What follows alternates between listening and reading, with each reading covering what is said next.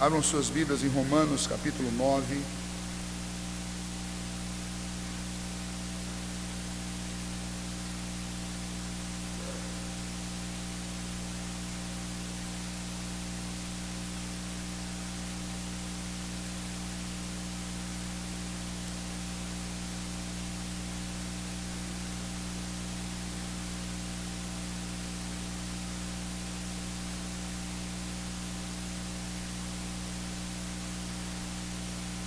Nós vamos fazer a leitura do versículo 20 até o versículo 24.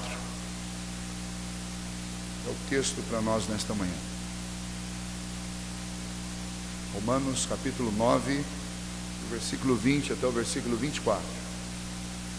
Perdão, versículo 19 até o versículo 24. Diz assim a palavra do Senhor: Tu, porém, me dirás: de que se queixa ele ainda? Pois quem jamais resistiu à sua vontade? Quem és tu, ó homem, para discutires com Deus? Porventura pode o objeto perguntar a quem o fez: por que me fizeste assim? Ou não tem o oleiro direito sobre a massa, para do mesmo barro fazer um vaso para honra e outro para desonra? Que diremos, pois, se Deus, querendo mostrar a sua ira e dar a conhecer o seu poder, suportou com muita longanimidade os vasos da ira, preparados para a perdição, a fim de que também desse a conhecer as riquezas da sua glória em vasos de misericórdia, para que para a glória preparou de antemão, os quais somos nós, a quem também chamou, não só dentre os judeus, mas também dentre os gentios. Vamos mais uma vez nos quedar diante desse texto, nos humilhar diante desse texto. Nós estamos estudando a carta do apóstolo Paulo aos Romanos já há alguns meses, e eu disse a vocês há 3 semanas atrás que nós estamos diante do texto mais evitado de toda a Bíblia. Esse é o texto que as pessoas não querem ler, porque esse texto mostra Deus de um jeito que as pessoas não querem conhecer. Enquanto no capítulo 8 o apóstolo Paulo estava falando qual que é a segurança do cristão, e ele apontou todos esses aspectos, no capítulo 9 ele continua a falar sobre a doutrina da predestinação, sobre a doutrina da eleição, mas aqui ele descortina essa doutrina, como em nenhum outro ponto dentro da Bíblia ela está descortinada. E a ideia do texto não era gerar nem para os judeus, isso fica óbvio na continuação, que nós não vamos pegar hoje, a partir do versículo 25,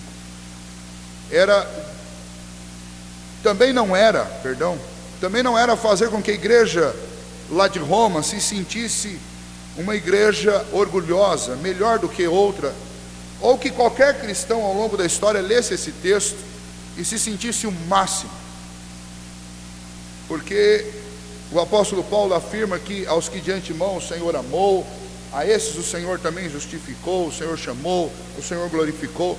Estas informações, eu diria privilegiadas, que o apóstolo Paulo nos passa, elas não podem ser usadas como um estandarte que eu vou carregar e vou me mostrar para os outros como alguém que é maior, alguém que é superior a qualquer outro ser humano. Por quê? Porque o Senhor chamou das trevas para a sua maravilhosa luz. Não é esse o ponto de Paulo. Muito pelo contrário, quando Paulo trata do assunto eleição, tanto no capítulo 8 quanto no capítulo 9, ele está querendo produzir o sentimento correto no coração dos cristãos, que é o sentimento de humilhação. Por que um sentimento de humilhação? Porque todos nós, indistintamente, todos nós temos uma relação com Deus que é uma relação de dependência. Se nós voltarmos desde o início da carta aos Romanos, nós vamos pegar uma sequência lógica, onde o apóstolo Paulo diz: todos nós pecamos. Nós cometemos 3 pecados que são pecados universais. Nós trocamos o Criador pela criatura, nós trocamos a verdade pela mentira, e nós trocamos a justiça pela injustiça. E aí no capítulo 2, 3 e 4 ele vai falar, e os religiosos cometem o mesmo pecado. Os religiosos cometem o pecado de achar que por sua linhagem eles têm alguma segurança diante de Deus, pecado. Eles cometem o pecado de achar que por seus batismos, por seus sinais, pelas coisas que acontecem no meio deles, eles têm uma garantia. O apóstolo Paulo diz, não adianta, porque a verdadeira circuncisão não é a circuncisão da carne, mas é aquela que acontece no coração. E aí ele vai concluir, todos nós pecamos e carecemos da graça de Deus. Não há como nenhum ser humano chegar diante de Deus e experimentar da parte de Deus qualquer favor que não seja advindo da graça do Senhor. Não pode ser conquistado. Então o nosso relacionamento com Deus, é o que Paulo está demonstrando para os crentes em Roma e também para nós, o nosso relacionamento com Deus está baseado tão somente numa decisão de Deus se relacionar conosco. Ele nos ama primeiro para que a gente o ame. E embora a gente faça essas afirmações no nosso cotidiano, na prática nós não agimos assim. Porque na prática nós queremos merecer alguma coisa de Deus. Porque na prática nós chegamos à igreja e nós nos sentimos bem ou nos sentimos mal, de acordo com o que nós experimentamos durante a semana. Então se eu tive uma semana, entre aspas, boa, em que eu não fiz nada de errado, então eu chego no domingo da igreja com o peito estufado e acho que eu vou ter um culto maravilhoso, porque eu conquistei diante de Deus um pouquinho mais de espaço, eu cheguei um pouquinho mais perto de Deus, então está tudo ótimo. Isso é uma mentira. Porque o nosso relacionamento com Deus é um relacionamento em que a intimidade não é produzida por mim, ela é produzida por Deus. E a intimidade que eu posso desfrutar é aquela que eu recebo de Deus quando eu dependo dele, 100% do tempo. Aí você vai dizer assim, ora, o apóstolo Paulo então, ele abriu um precedente para que a gente viva uma vida muito tranquila, uma vida fácil. Ora, se ele diz que onde abundou o pecado, superabundou a graça, capítulo 6, vou viver no pecado então? O apóstolo Paulo diz, de modo nenhum. E a tradução mais exata daquilo que Paulo escreveu em grego seria, Deus nos livre disso, eu não vou fazer isso, eu não sou escravo do pecado mais. Agora, eu não estou praticando atos de justiça para merecer alguma coisa de Deus, ou para conquistar alguma coisa de Deus, mas eu estou praticando obras de justiça, porque Deus está me inclinando para isso em primeiro lugar. Segundo, para a glória de Deus, para que Deus seja glorificado através da minha vida. E terceiro, para que eu desfrute da satisfação que eu posso encontrar na vida que Deus tem para mim. É para isso que eu pratico obras de justiça. E Paulo diz, eu não vou viver no pecado, eu não sou mais escravo dele, eu estou livre do pecado e eu tenho uma nova vida que eu posso experimentar em Cristo Jesus. E aí a pergunta seguinte é, mas como eu posso ter segurança que isso de fato aconteceu na minha vida? O apóstolo Paulo diz, é fácil, basta você olhar para que lado você está inclinado espiritualmente. Porque aqueles que são do céu, aqueles que foram escolhidos por Deus, aqueles que foram chamados no tempo certo por Deus, e aqueles que estão sendo mantidos por Deus, no seu amor, sob sua guarda, eles estão inclinados espiritualmente, algo que o homem não pode fazer por si só, mas só o Espírito Santo de Deus, que habita em nós, pode nos inclinar espiritualmente em direção ao Senhor. O apóstolo Paulo diz, a sua segurança também é que você pode chamar Deus de pai, e Deus te chama de filho, você foi inserido na família de Deus, você agora tem paz com Deus mediante a obra de Cristo, então você tem segurança. Mas se essa segurança ainda não é suficiente, deixa eu dizer algo para você. O apóstolo Paulo lá no capítulo 8 vai dizer, olha, todas essas tribulações do tempo presente, elas cooperam para o seu bem, porque Deus está construindo na sua vida o caráter que Ele espera de você. Então tudo o que acontece, absolutamente tudo, os seus erros, os seus fracassos, os seus acertos, as tribulações que vêm de fora, os ataques que você sofre, tudo isso é objeto de Deus para forjar em você o seu caráter. Então você pode olhar com segurança para o seu passado, e pode olhar com tranquilidade para o seu passado, para o seu presente e para o seu futuro, porque no que diz respeito àquilo que já passou, tudo foi útil por Deus para forjar em você quem Deus quer que você seja. No que diz respeito ao seu presente, todas as coisas estão cooperando para o seu bem, porque Deus fez isso desde a eternidade. Ele escreveu uma história que gira em torno da igreja e que produz nos seus filhos tudo o que eles precisam para chegarem mais perto de Deus. E no que diz respeito ao seu futuro, está tudo garantido. Por que está garantido? Porque Deus vai promover na sua vida, a cada dia, exatamente aquilo que é vontade dele. E aí o apóstolo Paulo diz, eu cometo muitas falhas, eu não sou perfeito. Ele vai dizer isso em Filipenses, ele vai dizer isso em 1 Coríntios, e ele vai dizer isso em 2 Coríntios. E ele vai dizer, nessa história que Deus escolheu, Deus inclusive está usando até as minhas próprias falhas para produzir em mim o caráter que ele espera de mim. Por isso que o apóstolo Paulo pediu a Deus que Deus o livrasse de um espinho que Deus mesmo colocou nele para o esbofetear dia e noite, o envergonhar, porque ele tinha recebido algo de Deus muito grande, ele poderia ficar orgulhoso com isso. E Deus respondeu para ele, Paulo, a minha graça te basta, porque o meu poder se aperfeiçoa na sua fraqueza. E aí Paulo diz, olha, se eu tenho que me orgulhar de alguma coisa, eu não vou me orgulhar da minha eleição, da minha salvação ou de coisa parecida. Se eu tenho que me orgulhar de alguma coisa, se eu tenho de me gloriar em algumas coisas, eu vou me gloriar nas minhas fraquezas, porque são elas instrumentos de Deus para me humilhar, para me fazer ficar com o pezinho no chão. E saber que a minha relação com Deus nunca será uma relação de merecimento, mas será uma relação de dependência. E aí entra o que ele está ensinando na carta aos Romanos, que é a doutrina da justificação. Por quê? Por que eu estou numa relação de dependência com Deus? Porque a minha justiça é insuficiente diante de Deus. Agostinho, lá no século III, descobriu isso e ensinou isso.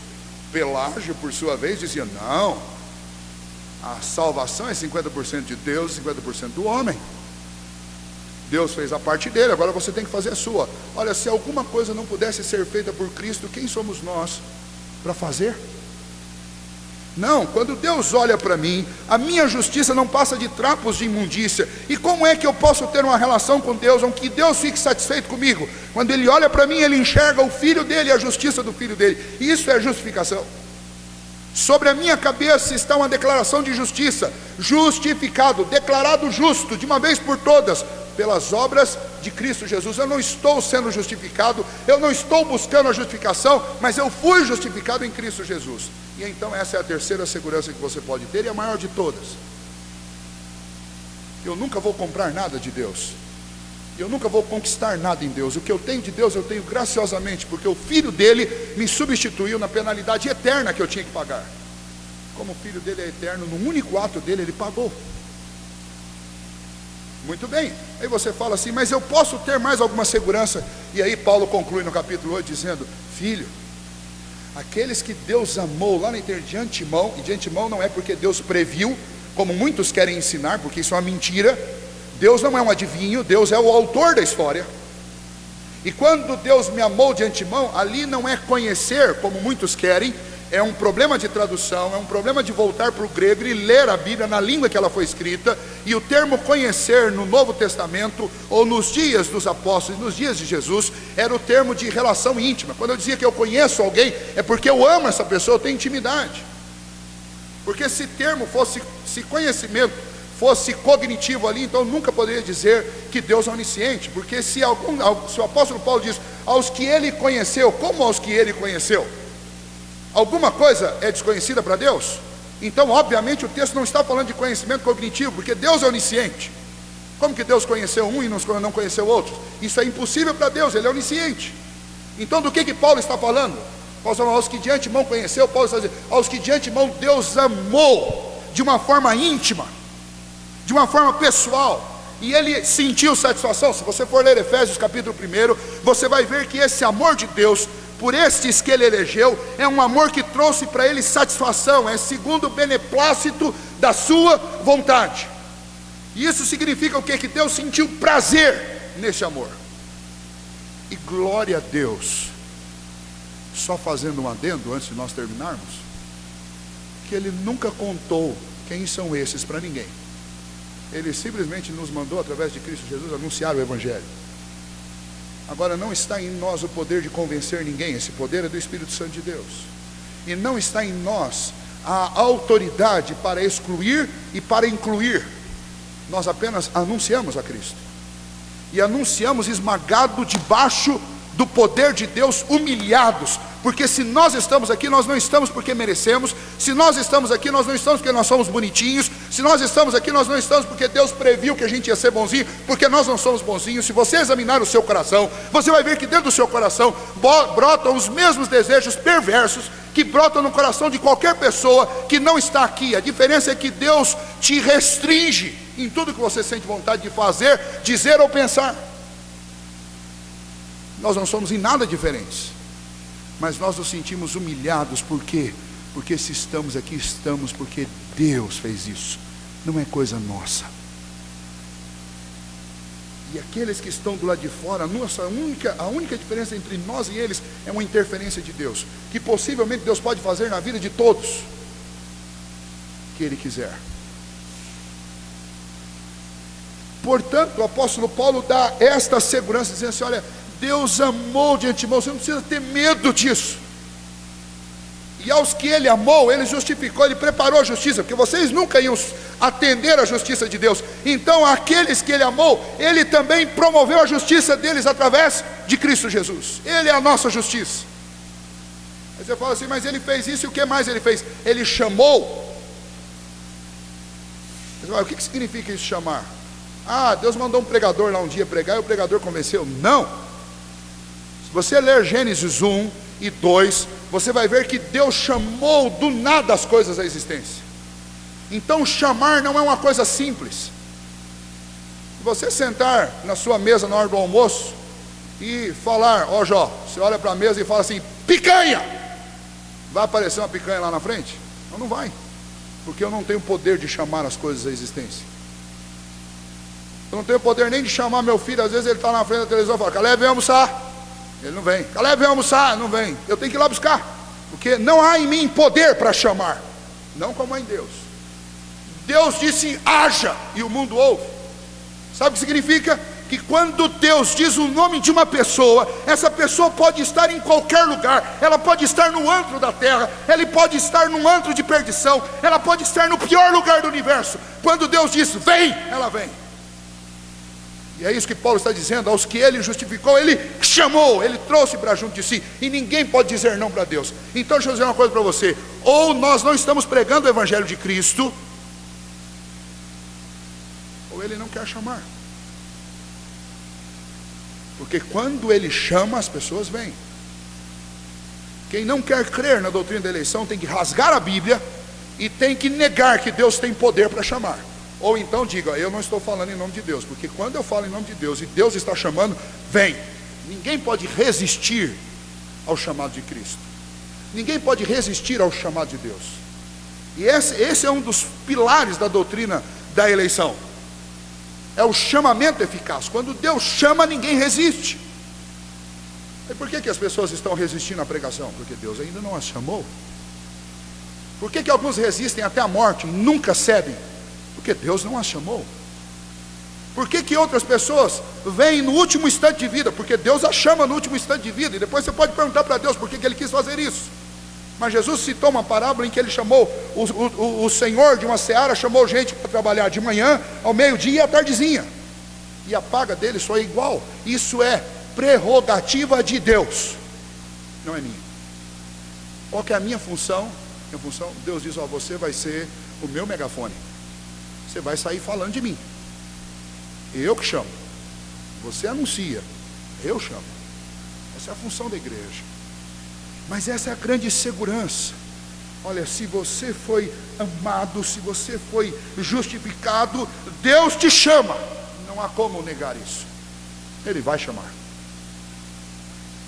E aí vem a conclusão óbvia. Bom, se essa é a segurança do cristão, ok? Então sobra a insegurança do ímpio. E aí as pessoas vão fazer a pergunta que é fruto da nossa má compreensão das Escrituras. A pergunta óbvia que surge na sequência é o que está no capítulo 9. Eu quero avançar com vocês um pouquinho hoje. Há injustiça da parte de Deus em fazer isso? Que é o que as pessoas naturalmente dizem. Elas dizem: ah, mas então Deus é injusto. E na semana passada na semana atrasada eu usei um exemplo com vocês. Eu quero voltar nele e continuar a partir dele. Olha, Deus deu o filho dele para pagar uma dívida que não era a dívida de um de seus amigos, mas de seus inimigos, porque nós nos rebelamos contra Deus. E Ele fez isso. Alguém que não teve a dívida paga pode dizer para Deus assim: ó, o senhor está sendo injusto. Imagine você nessa situação. E agora eu vou tirar o inimigo, vou pôr amigo. Imagine que você tem 3 grandes amigos. 3 grandes. Um deles comete um crime. E então esse amigo seu que cometeu esse crime, ele precisa pagar a sua dívida e ele precisa pagar o castigo pelo crime que ele cometeu. mas você está extremamente comovido e disposto a demonstrar o seu amor para com esse seu amigo. Então você faz o quê? Você vai lá, paga a dívida dele e assume o lugar dele no castigo. Você vai ficar 3 anos preso. Eu quero que você vá curtir a vida. Você vai desfrutar da vida que eu teria, porque eu vou desfrutar do castigo que você deveria sofrer. Imagine que você está lá na primeira semana dentro da prisão, seu amigo já está livre. Aí chegam os outros 2 amigos seus dizendo assim: nós também temos dívida, e o senhor está sendo muito injusto, porque você não está pagando as minhas dívidas também. O que você vai sentir quando alguém diz isso para você, se você estivesse nessa história? No mínimo indignação, porque em nenhum momento você fez algo que você era obrigado a fazer. Tudo que você fez por graça. E ninguém que não recebe a tua graça pode olhar para você e dizer que você é injusto, porque não está recebendo a sua graça. Como que alguém pode olhar para Deus e dizer: olha, a injustiça da parte do Senhor, porque o Senhor não derramou sua graça sobre todos? Versículo 14, não é o pastor Wesley que está dizendo isso, é a Bíblia. É a Bíblia. E diga-se de passagem, num dos textos menos lidos de toda a Bíblia, texto que dá calafrio em Pelagiano. Versículo 14: que diremos, pois, a injustiça da parte de Deus? De modo nenhum. E de novo, essa expressão aqui, Deus nos livre disso. A expressão exata é: Deus nos livre de dizer tal coisa. É isso que está escrito literalmente no grego. Aí foi eufemizado aqui na hora da tradução para o português. Mas o termo aqui é: Deus nos livre disso. Versículo 15: pois ele diz a Moisés: terei misericórdia de quem me aprouver ter misericórdia, e compadecer-me-ei de quem me aprouver ter compaixão. Uma pergunta: por que Deus teria que dizer isso se ele estivesse comprometido a ser misericordioso com todos igualmente? Ele não precisaria dizer isso. Ele simplesmente diria: olha, eu vou ser misericordioso com todo mundo, não precisa se preocupar. Não, ele diz: eu vou ter misericórdia de quem me aprouver ter misericórdia, e eu vou me compadecer de quem eu quiser. Versículo 16: assim, pois, não depende de quem quer ou de quem corre. Não depende de eu querer ou de eu fazer alguma coisa para receber a misericórdia de Deus. Não, de modo algum. Mas de usar Deus a sua misericórdia, porque a Escritura diz a Faraó, citação de Êxodo: para isso mesmo te levantei, para mostrar em ti o meu poder, e para que o meu nome seja anunciado por toda a terra. Logo tem ele misericórdia de quem ele quer, e também endurece quem lhe apraz.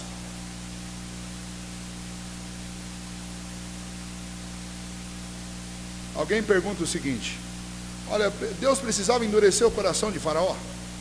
Ou Deus fez isso? Eu vou dizer: o ato de Deus endurecer o coração de Faraó é exatamente o ato negativo de Deus não quebrantar o coração de Faraó, porque o coração do homem já é naturalmente duro, é coração de pedra. Quando as Escrituras dizem que Deus endureceu o coração de Faraó, o que as Escrituras estão nos dizendo é que Deus não fez nada, Deus deixou o Faraó ser o que ele sempre foi. O livro de Salmos diz que o coração do rei está nas mãos do Senhor, como as águas estão submetidas a um leito de um ribeiro. Sabe o que significa? O leito comanda a água do jeito que ele quer. Assim também Deus comanda o coração do rei do jeito que ele quer. Amolece quando é para amolecer e larga quando é para ser duro. E o que Deus fez com o Faraó? Deus simplesmente deixou que ele fizesse o que ele queria. E o resultado nós sabemos qual foi.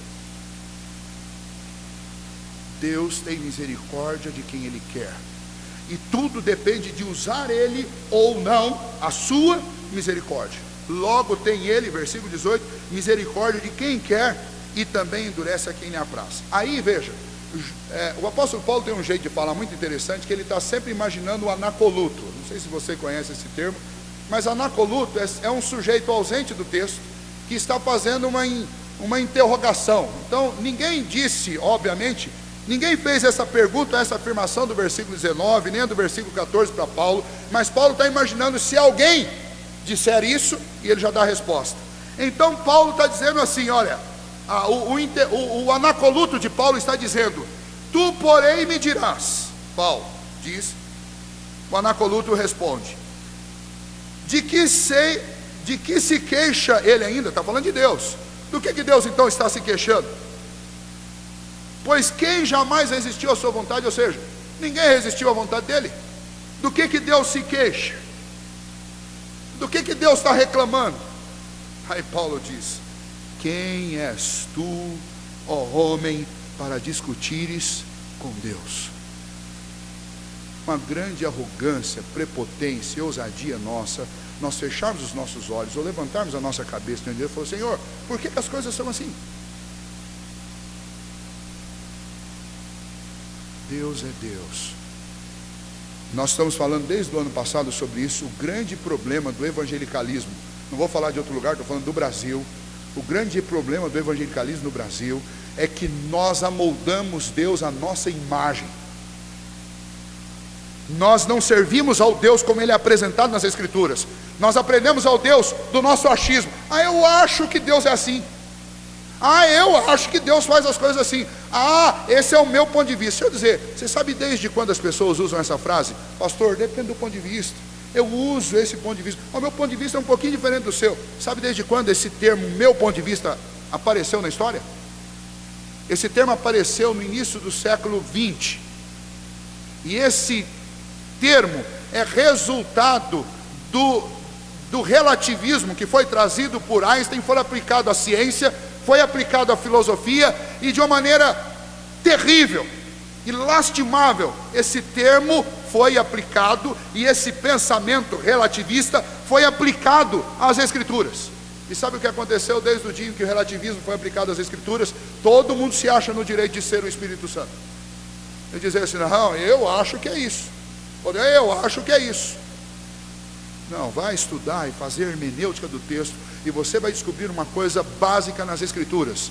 As Escrituras se interpretam pela própria Escritura, e só há uma interpretação para todos os textos das Escrituras. Ou você está interpretando segundo as Escrituras, com a iluminação do Espírito Santo de Deus, ou você está interpretando errado. Por isso que os crentes de Bereia, eles iam conferir, porque o que o pregador estava dizendo tinha que bater com o que o Espírito Santo estava dizendo nos seus corações. Ou alguém estaria dizendo algo errado, ou eu não estaria ouvindo o Espírito Santo, ou o pregador não estaria ouvindo, alguém estava destoando. Mas hoje em dia isso não é assim. Nós sentamos complacivamente nos nossos bancos, ouvimos alguma coisa que nós não concordamos, e nós vamos embora e dizemos, aquele é apenas o ponto de vista do pastor. Não, nós temos que sentar. No século XVI, quando aconteceu a reforma, as reuniões e os cultos deles demoravam 6, 7 horas, porque enquanto eles não chegassem a um denominador comum, eles não iam embora. E é por isso que Deus promoveu o que Ele promoveu lá, porque ninguém lá tinha medo da instituição, ninguém tinha medo da placa de igreja. Simplesmente Lutero, Calvino, John Hus e todos os reformadores, eles queriam a verdade das Escrituras, eles não queriam um ponto de vista. E o nosso problema é esse hoje. E o que Paulo estava dizendo para os crentes de Roma, e o que Paulo estava ensinando para os nossos crentes, é que Deus é um Deus misericordioso, mas Ele também é um Deus justo, e Ele é soberano Senhor sobre tudo que Ele faz. Ele escolhe quem Ele vai salvar, e Ele pretere pessoas. O que significa preterir pessoas? Não significa que Deus fica com o pé nas costas de ninguém, empurrando para o pecado para que Ele possa condenar mais tarde. Mas significa que Deus simplesmente passa por vista. Ele simplesmente deixa você fazer tudo que você quer fazer, e você fazendo tudo que você quer fazer, você vai construir um caminho largo para o inferno. Na teologia isso é chamado de pré-ordenação. É o mesmo que você faz com o seu filho. Quando você diz para ele várias vezes, não faça isso, não faça isso, não faça aquilo, e você continua vendo que ele está fazendo a mesma coisa, e chega um momento que você fala assim, olha, eu tentei ensiná-lo pela orientação e pela advertência, ele não pôde aprender, então vou deixar que ele vá, para que ele sinta as consequências do que ele está fazendo. Eu experimentei isso comendo marrom glacê quando era criança. Pedi. Uma hora minha mãe me encheu, ela falou, não vou deixar. Você vai comer tudo que você quer. e quase que saiu marrom glacê pelo ouvido. Mas a maldade do ser humano é tão grande que quando terminei, eu olhei para ela com nojo de marrom glacê, tendo vontade de vomitar, olhei para ela e disse assim: tem mais? E aí vocês não precisam imaginar, é fácil de saber o que aconteceu depois dessa frase. Deus passa por vir. Vocês querem? Então façam. Eu não vou olhar mais para vocês. Fiquem à vontade.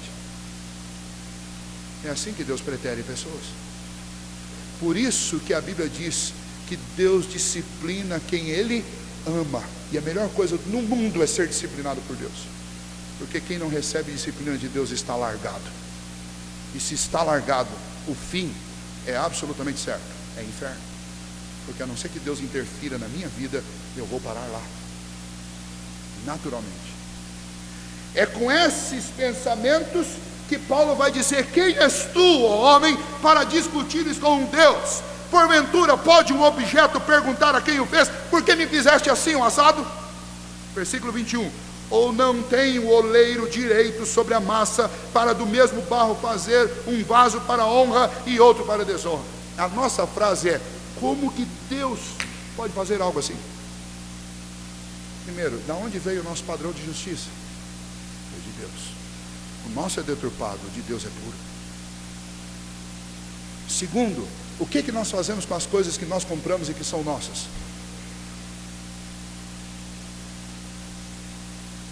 Vou brincar com as pessoas que eu conheço.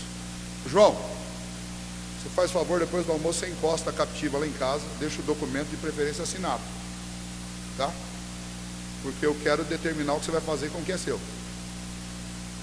Não demora, 1h30 mais ou menos, eu já quero sair e dar uma volta captiva, tá? Você vai fazer isso, João? Não vai, né? Nem com toda a sua bondade não vai fazer isso, porque eu não mando no que é dele. Como que eu posso dizer para Deus o que Ele vai fazer com o que é dele? Se eu não posso mandar nem... Agora eu vou brincar com os maridos e com as esposas. Eu não posso mandar nem no que eu faço na minha casa. Sei, a esposa está ali do lado, diz que o marido é o cabeça, né? Mas o pescoço é a mulher. Se não disser, não tem acordo. Nós temos uma dificuldade de controlar o que é nosso. Nós estamos querendo dizer para Deus, que é dono de absolutamente tudo, o que Ele vai fazer com o que é dele. É isso que Paulo está dizendo. Que absurdo! Como que eu vou discutir com Deus? Ele é o artesão, Ele é o oleiro, Ele é dono do barro, Ele faz com o barro o que Ele quer. Por isso que eu disse para vocês que a doutrina da eleição não é para orgulho. A doutrina da eleição é para humilhação. Porque sabe o que isso significa? Eu só estou aqui pela misericórdia e graça de Deus, porque nada me colocou aqui a não ser a vontade de Deus. E a vontade de Deus poderia ser que eu estivesse lá fora e que eu tivesse a eternidade inteira no inferno. Então eu estou humilhado diante dessa informação. E ninguém que conhece essa doutrina biblicamente, como ela é ensinada por Paulo, por Moisés, por Jesus, se torna alguém arrogante. Muito pelo contrário, se torna alguém humilde, porque sabe que essa é uma decisão puramente de Deus. E Deus não pode ser questionado, porque Ele é dono de tudo. Ele é Senhor sobre tudo. Só me cabe uma coisa: ser obediente ao que Deus me disse. Deus disse, através de Jesus Cristo: ide e pregai o Evangelho a toda criatura. Quem crer e for batizado será salvo. Quem vai fazer crer sou eu. Sua função é pregar. Sabe por que nós pregamos o Evangelho? Por 2 motivos: para a condenação e para a salvação. Por que para a condenação? Porque se eu pregar para alguém e Deus não tocar no coração dessa pessoa, eu posso pregar 1000 vezes, eu nunca vou poder desistir, porque eu não sei quando é que Deus vai chamar, então eu tenho que pregar sempre. Eu não posso desistir jamais. Mas eu vou pregar o Evangelho, eu posso pregar a vida inteira, e se essa pessoa não for convertida, sabe para que serviu a minha pregação? A minha pregação serviu 100% para o que ela deveria servir. Porque a palavra de Deus é cheiro de morte para os que se perdem e cheiro de vida para os que são salvos. Então eu prego para que Deus possa dizer: você é indesculpável, porque a criação mostrou os meus atributos, porque eu mostrei pela revelação especial da minha palavra a você aquilo que eu esperava de você, e você foi duro. E para aqueles que forem salvos, a pregação foi o chamado de Deus. Então a pregação nunca é em vão, ela é sempre 100% aproveitável. O problema é que ela tem 2 funções. mas só Deus sabe para que ela está servindo no coração de cada um. Só Deus, graças a Deus por isso. Senão os pregadores iam aprontar os piores absurdos com isso. E quem diz que conhece a teologia calvinista, a teologia bíblica da eleição, a teologia paulina da eleição, a teologia mosaica da eleição, a teologia cristocêntrica da eleição, e anda por aí selecionando quem vai pregar, não conhece nada de Bíblia. Porque nenhuma igreja foi mais evangelizadora no mundo do que a igreja reformada. O evangelho chegou em todos os lugares que ele chegou, primeiramente por missionários reformados. E graças a Deus hoje essa visão é um pouco mais abrangente. Mas quem começou a obra missionária no mundo foram os reformados, calvinistas, paulinos, cristocêntricos, mosaicos, que anunciaram a palavra de Deus obedecendo a Cristo, mas nunca evitaram de ler Romanos capítulo 9 com medo de não serem entendidos. Que diremos, pois, versículo 22, se Deus querer mostrar a sua ira e dar a conhecer o seu poder, suportou com muita longanimidade os vasos da ira, preparados para a perdição, a fim de que também desse a conhecer as riquezas da sua glória em vasos de misericórdia. Veja, nós não reclamamos com Deus querer mostrar a sua glória na vida dos seus. Nós não reclamamos, nós achamos ótimo. Olha, Deus vai revelar em nós a sua glória. Romanos 8, a partir do versículo 18, as tribulações do tempo presente não servem para comparar com a glória que há de ser revelada em nós, porque até a criação geme e com expectativa aguarda a revelação dos filhos de Deus. Nós estamos inebriados, nós estamos estarrecidos, jubilosos com a glória que o Senhor vai revelar em nós, com a perfeição que nós seremos pela transformação, obra do Senhor, com o céu, com a nova terra. Nós gostamos de tudo isso, mas nós não queremos que Deus mostre a sua ira, a sua justiça. Não é muito estranho? Nós queremos só a parte boa. Nós não queremos conhecer, nós queremos conhecer os atributos de amor de Deus, mas nós não queremos conhecer os atributos de justiça. Mas Deus, Isaías capítulo 55, está construindo um monumento à sua glória. E este monumento, ele é construído com atos de justiça e com atos de misericórdia. Então Deus manifestará a sua justiça em quem Ele aprover manifestar, e Ele manifestará a sua graça e glória em quem Ele aprover manifestar. E isso é prerrogativa do Criador do Universo. Ninguém pode dizer para Ele o que fazes. Ele é o oleiro, e Ele prepara os vasos para a sua glória, e Ele prepara os vasos para a ira. Uma diferença: aqueles que vão receber a glória vão receber pelos méritos de Cristo, e aqueles que vão receber a ira vão receber pelos seus próprios méritos. Mas ninguém vai ser injustiçado. Você fala assim: ah, pastor, mas é injustiça Deus não aplicar a justiça dele aos que vão ser salvos.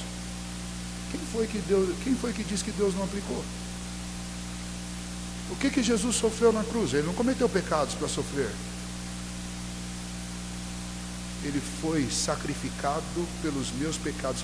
Deus nunca negou e nunca negará a sua justiça. E Ele aplicou a justiça dele sobre Cristo. O castigo que tinha que vir sobre mim veio sobre o seu filho. Então Deus não anulou pecados de ninguém. Deus pagou os de quem Ele quis pagar. E voltando, graças a Deus nós não sabemos quem são, então nós temos que anunciar a todos. E aqueles que não receberam esse pagamento e não creem durante a história no que Cristo fez, eles vão ter que fazer o seu próprio pagamento.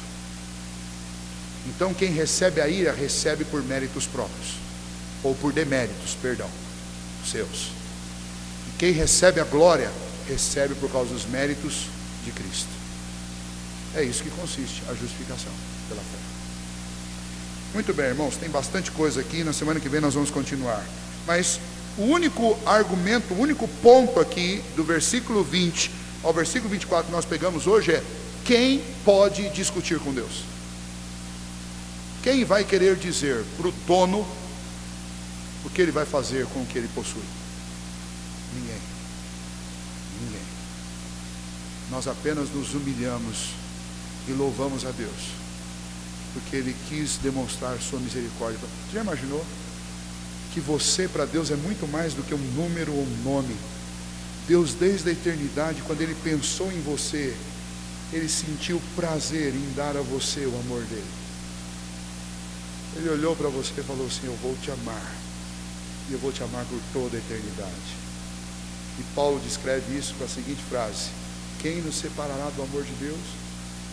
Será a angústia, será a tribulação, serão as coisas do presente, as do porvir, serão criaturas? Nada pode nos separar. Deus me amou quando Ele me idealizou. Ele decidiu pagar o preço pelas minhas falhas com o próprio Filho dele. Então nada te arrebata das mãos do Senhor, nem você mesmo. Eu gosto sempre de colocar, nem você mesmo, porque quem chama é Deus, quem preserva é Deus. Filipenses capítulo 1: Ele é quem efetua em vós tanto o querer quanto o realizar. Deus faz você sentir vontade, Deus te dá força, e nunca, jamais, nada pode te tirar das mãos de Deus.